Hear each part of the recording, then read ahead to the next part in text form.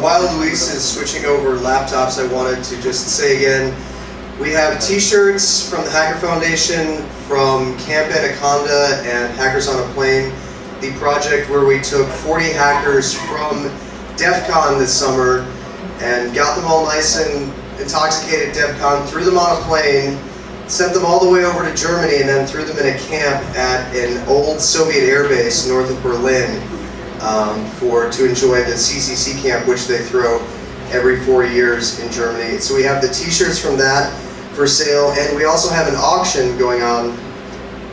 If you want to check out some of the stuff that's going to be auctioned off at lunch, it's at the table over here. I have a lot of stuff that you can't get in the United States at gift shops after 9/11 anymore. We have an NSA beer stein, an NSA shot glass, we have a bunch of patches from federal agencies.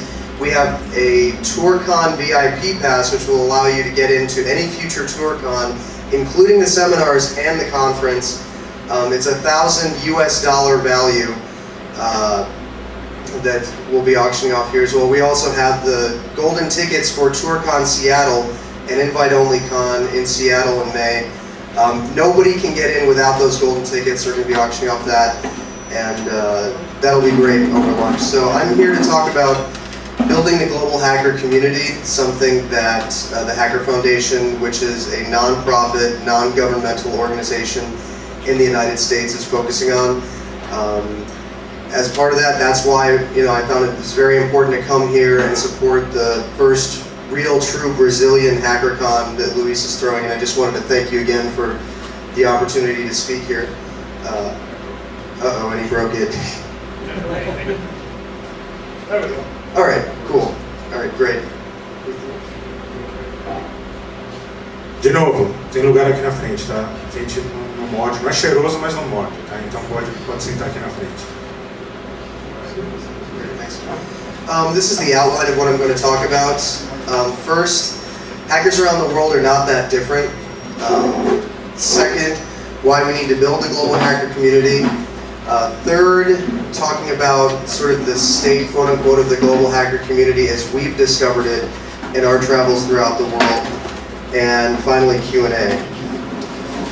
First, and this is an important thing to establish, in all of my travels, going to HackerCons, visiting hackers throughout the world, and noticing at the CCC camp when we brought English speakers into a primarily German-speaking environment, the language barrier is much, much easier to cross when you're talking about hackers. We all have the same essential approach to technology. Whereas the average user out there sees technology primarily as a means to an end. They view it as something that works for them or it doesn't work for them. The key distinction between hackers and the rest of the world, I believe, is that hackers don't see technology like that. They see technology, art, and science as things that have potential. They don't accept technology for just how it works, or they don't just accept it when it doesn't work. When it's working, they want to know, how does it work? And when it's not working, they want to know, well, why is it broken? And even if it is working, they want to see, well, why is it broken? Uh-oh. Huh? Then I guess I'm going to have to go faster. Hacking, I believe, truly crosses every single border that's out there artificially that's separating all of the various nationalities, the races, and the cultures of the world. Hackers are the same the world over.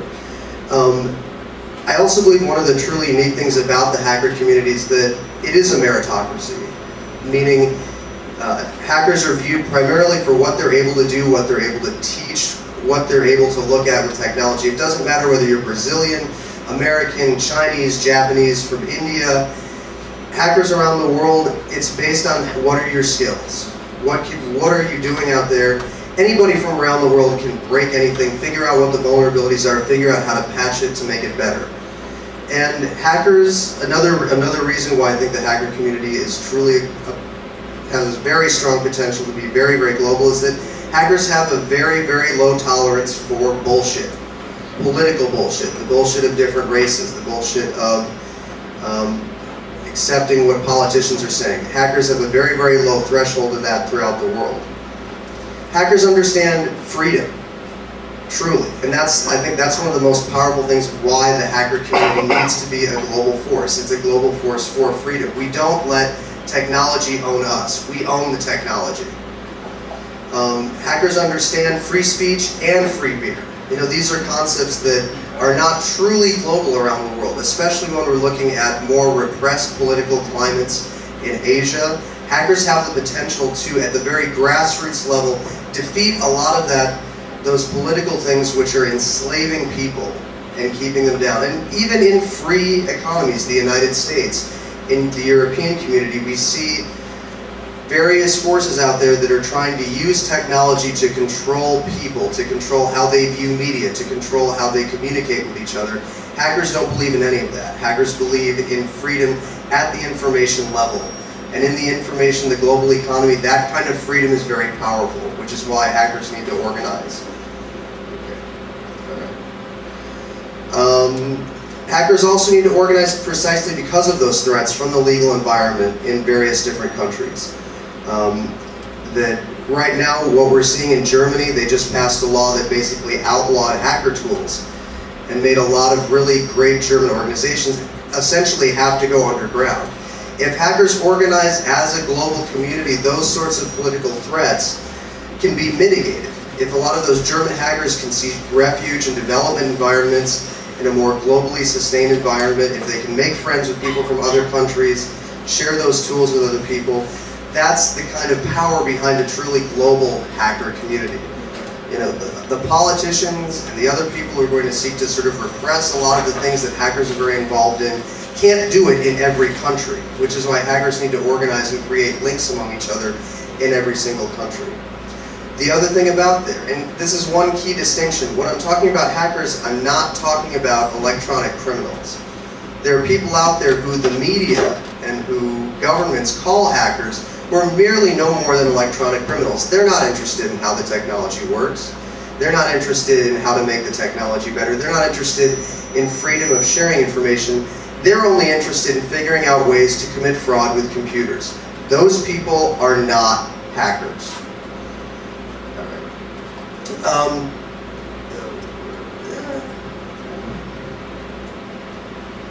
Okay. This is sort of the global community where we've seen it from the Hacker Foundation. This is not, obviously not a comprehensive list. This is just the connections that we've been making and sort of the things that we've been observing. Despite the fact that there's that law in Germany, we've noticed that Germany and Austria, the Germanic-speaking countries, have been unified and have been organized very effectively, primarily through the Chaos Communications Club, the CCC, which runs the Congress. They're running their 24th Congress this year in Berlin between Christmas and New Year's. One of the things that's really great about the German hacker scene is not only are they organized at the social and political level, they have a dedicated infrastructure. This kind of infrastructure we're trying to build in the United States right now. They have hacker spaces. They're running those active conferences and they're politically active in their communities. They're not just accepting what's going on with politicians, and that's becoming a lot more difficult for them to do in Germany right now, precisely because of that hacker tools law.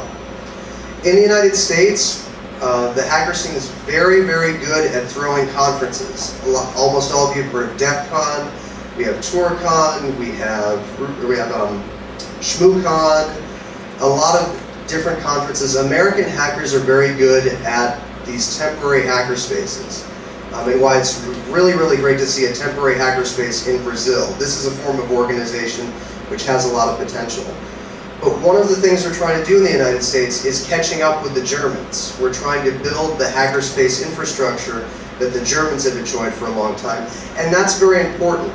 Whereas conferences like these are a temporary hackerspace, we feel that it's important to build that more permanent infrastructure, to have a place where people can set up networks, can set up different electronics laboratories, can have places where people can go and code face to face. We feel that that's very important. It's something that the Hacker Foundation is working on building in the United States. And throughout the world, this is probably an obvious point, everybody knows that hackers are very well organized online. That's not an issue right now. The issue is taking that online community and putting it more in the real world where politicians, where various corporations or other people our interfacing. We think hackers need to go public. But just to show you what I'm talking about hackerspaces here, this picture right here is a hackerspace in New York called the Triple H. They were a lot more active now, but again, they're falling to pressures, failing to organize properly and failing to interface more with the public. They throw great parties, but they're not so good at interfacing with their local communities. Basically what I've been saying here and what I said at TourCon just a little while ago is that any temporary space where you can put up walls and put up network cables, meet 24/7 and interface with your community can be a hackerspace. It's a place to build the kind of sustainable face-to-face community, both socially, politically, to get together, to work on things in a shared space, and again, bring the public in. We think this kind of public and social interaction in the real world is very, very critical. Online communities are great, but there's only so much you can do to connect with people online. It's a great place to, one, get everybody's computers together to build a development network and infrastructure that you might not be able to build on your own, purely with your own hardware, to share different tools, especially for electronic hardware hacking. You know, there's sort of this artificial divide between people who are really good at coding and people who are really good at electronics. That kind of divide doesn't really exist in Germany and in other countries where you have this hackerspace infrastructure because they're going to these public spaces, meeting together, and sharing knowledge and sharing information. You know, hacking, no matter what it is, hardware, software, it's the same sort of key intellectual principle, and it just takes somebody to show you the basics out there to really get involved in either in cross-fertilize like that. The Hackerspace Action Community is a project of the Hacker Foundation to try to build and maintain hackerspaces worldwide. We focus on hackerspace advocacy. We're trying to build financial support. One of the things we did in Germany, there's a very, very great hackerspace, probably one of the world's best hackerspace, C-Space, that again was threatened with closure because of an action by government. They failed to check off one box for the music licensing there. They thought they were exempt from having to pay it. The German government won the case, and now they're going back all the way to the beginning of C-Base's existence, and they were threatened with a very large bill. What the Hacker Foundation tried to do with the Hackers on a Plane project in Camp Anaconda is raise money to sort of pay that unexpected debt.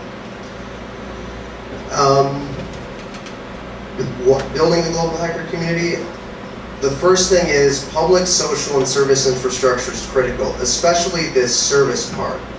When you're thinking about going out there and looking at ways of how to build the community in real space, think about ways that you can serve your community. Think about teaching grandmothers how to use open source. It's that sort of thing that's going to take the distinction between hackers and electronic criminals in the public space and make people who automatically think of electronic criminals as hackers to understand what the key critical difference is. Another thing that anybody can do out there is throw and attend hacker cons in other countries. That's why I thought it was really important to be here and to support this conference. And I want to invite everybody here to attend conferences in the United States, to attend the 24th CCC Congress in Berlin between Christmas and New Year's this year, and to look at other cons throughout the world and attend them and build these sorts of communities there. Building hacker spaces where you live. I know in urban areas, rent for commercial spaces, which is what we're encouraging people to do, can be expensive. Get together with the people that you talk with every week, every month, your local hacker communities.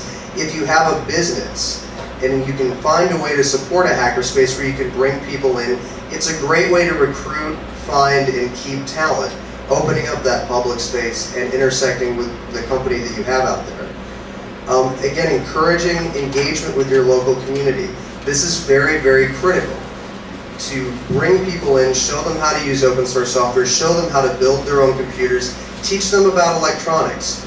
Hackers are very, very good at showing people how to use things, and that's one of the reasons why it's so critical to build that infrastructure and interface with the community and teach people what the distinction between electronic criminals and hackers really is. Another thing, networking with us, the Hacker Foundation. The reason we started the foundation was to try to get this kind of infrastructure and this kind of advocacy out there in the public space. A lot of people are coming to us with needs, and a lot of people are coming to us with a lot of resources that they have and they want to throw out in the community, but they don't know what to do with. If you have things that you can offer the community, but you don't know where to put it, if you have needs that you think the community can provide, talk to us, and we'd love to connect people and hook people up together like that. And again, this is especially important now that I'm here in Brazil and we have people from other countries.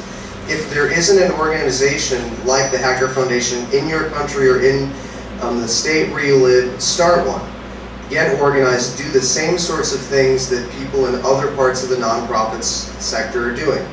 A lot of artist organizations, humanitarian relief organizations, that same model works for the hacker community, and the hacker community we've seen in Europe is great at doing both things. They're great at art, they're great at public advocacy, they're really great at humanitarian relief.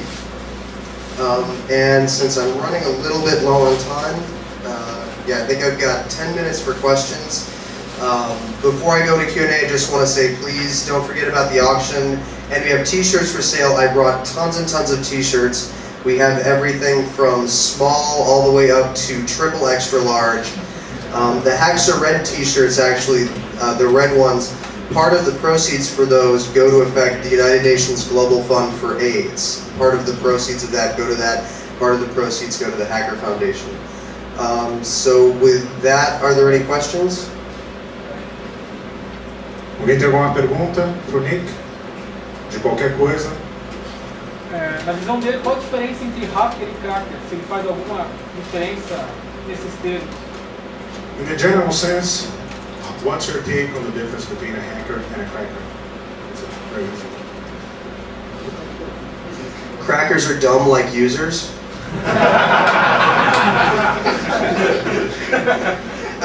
That's the critical distinction.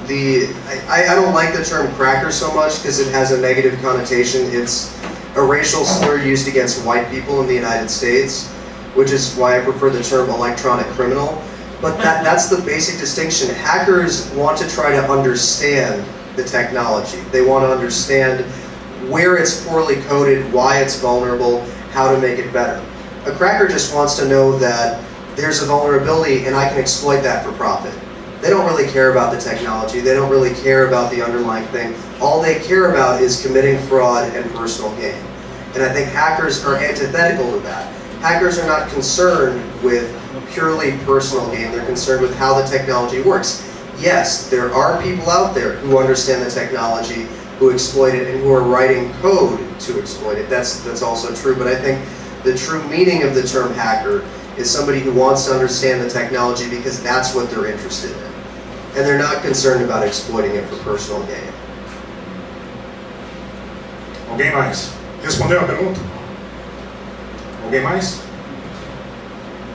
Fico. Well, first of all, thanks for the presence here. It's a pleasure to see what you're doing. And my question is about how the Hacker Foundation is maintained. I'm asking this because we try to run some kind of initiatives in Brazil. For example, the translation of the OWASP guide is one. To create a public security policy for users is another one. And it's very hard to get people's attention on that, and more than that, to get the workforce to really create something that can be shared within the community. So my work is, how you do that with your guys in the Hacker Foundation? How do you really get people's attention and put them to work for the community, as you said? The primary way that we get people, one, to support the expenses and the costs of running the foundation and to do a lot of the work that needs to be done is precisely what I'm doing right now. The Hacker Foundation attends almost all of the major conferences in the United States. We give presentations like these, we have a table at these conferences, and we just talk with people. There's only so much that can be done online. There's only so many mailing lists that you can put out there. There's only so many calls for help. There's only so many podcasts that you can do. The best way to get people to volunteer, to support your efforts, both financially and through volunteer work, is interfacing with them face to face, going to different conferences, going to meetings, throwing different events.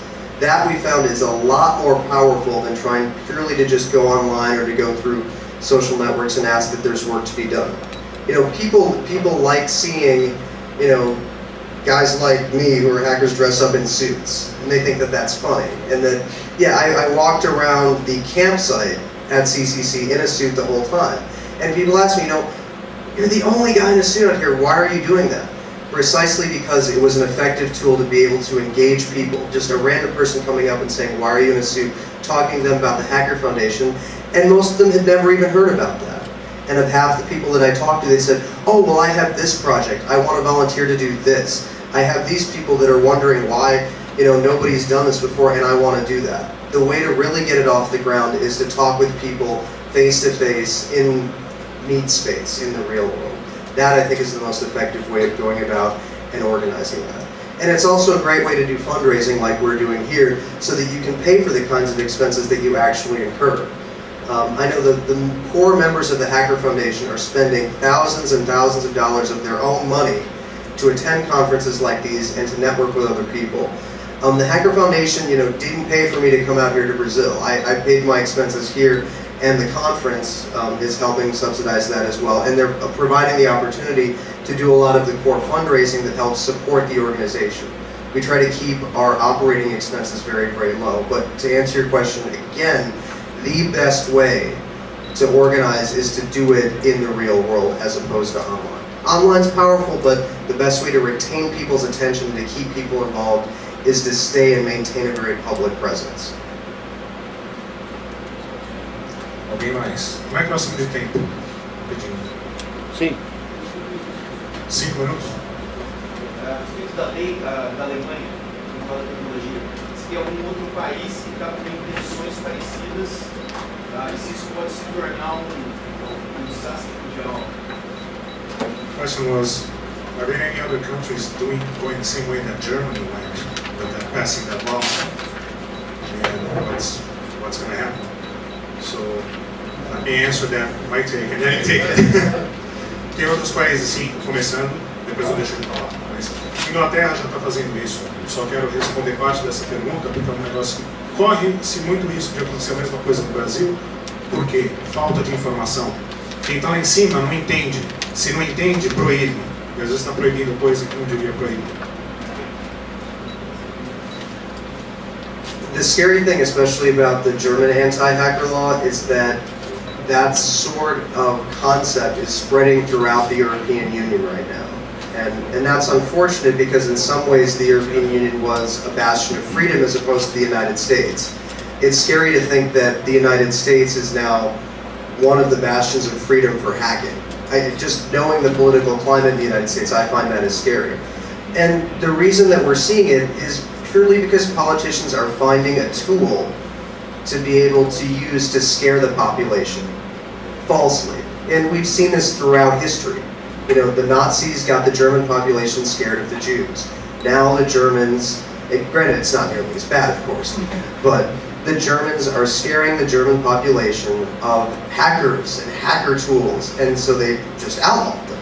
It's just a way for politicians to maintain control at a base level. You know, I obviously can't, I'm not in the minds of the German politicians, but that same sort of fear being used to control people is now affecting hackers and hacker tools, and unfortunately, the indications that we're seeing right now is that that's spreading throughout the European Union. Fortunately, in the United States, we have people at very high levels who understand, look, these guys are doing free research for us. They're telling us where our systems are vulnerable before, you know, we can even figure it out. And they know that they don't want to close off that valuable resource because it's, one, saving them a lot of money, and one, they know that hackers largely in the community of the United States are not malicious. That most of the ODA that's out there is discovered for purely non-malicious reasons. It's just ongoing security research because hackers love to do that. They love to understand the technology, understand how it works, and understand where it's put. So unfortunately, we're seeing that in Europe. You know, I can always hit China, Malaysia, I can always hit all of those, but then everybody knows about the political climates and how they're getting more repressive out there. We ran out of time. Nick, thank you very much. Se vocês tiverem alguma pergunta, fala com o Nick, ele vai estar por ali. Na hora do almoço ele está aqui fazendo o leilão, mas dá uma passada lá depois, ver o que ele tem coisa muito interessante ali. Ok? Thanks, man.